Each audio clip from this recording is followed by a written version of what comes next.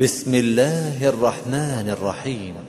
تبارك الذي بيده الملك وهو على كل شيء قدير، الذي خلق الموت والحياة ليبلوكم أيكم أحسن عملا وهو العزيز الغفور، الذي خلق 7 سماوات طباقا ما ترى في خلق الرحمن من تفاوت فارجع البصر هل ترى من فطور، ثم ارجع البصر كرتين ينقلب إليك البصر خاسئا وهو حسير، ولقد زينا السماء الدنيا بمصابيح وجعلناها رجوما للشياطين وأعتدنا لهم عذاب السعير، وللذين كفروا بربهم عذاب جهنم وبئس المصير.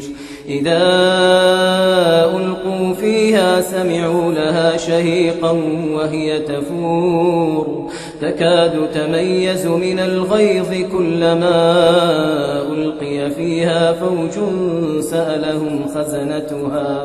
سألهم خزنتها ألم يأتكم نذير؟ قالوا بلى قد جاءنا نذير فكذبنا وقلنا ما نزل الله من شيء إن أنتم إلا في ضلال كبير، وقالوا لو كنا نسمع أو نعقل ما كنا في أصحاب السعير، فاعترفوا بذنبهم فسحقا لأصحاب السعير.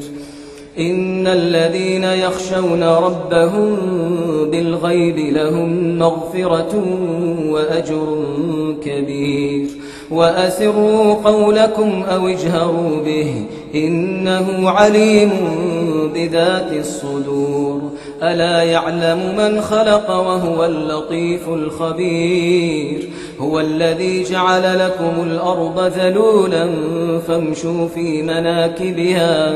فامشوا في مناكبها وكلوا من رزقه وإليه النشور. أأمنتم من في السماء أن يخسف بكم الأرض فإذا هي تمور، أم أمنتم من في السماء أن يرسل عليكم حاصبا فستعلمون كيف نذير. ولقد كذب الذين من قبلهم فكيف كان نكير. أولم يروا إلى الطير فوقهم صافات ويقبضن ما يمسكهن إلا الرحمن إنه بكل شيء بصير. أمن هذا الذي هو جند لكم ينصركم من دون الرحمن إن الكافرون إلا في غرور. أمن هذا الذي يرزقكم إن أمسك رزقه بل لجوا في عتو ونفور. أفمن يمشي مكبا على وجهه أهداء من يمشي سويا على صراط مستقيم. قل هو الذي أنشأكم وجعل لكم السمع والأبصار والأفئدة قليلا ما تشكرون.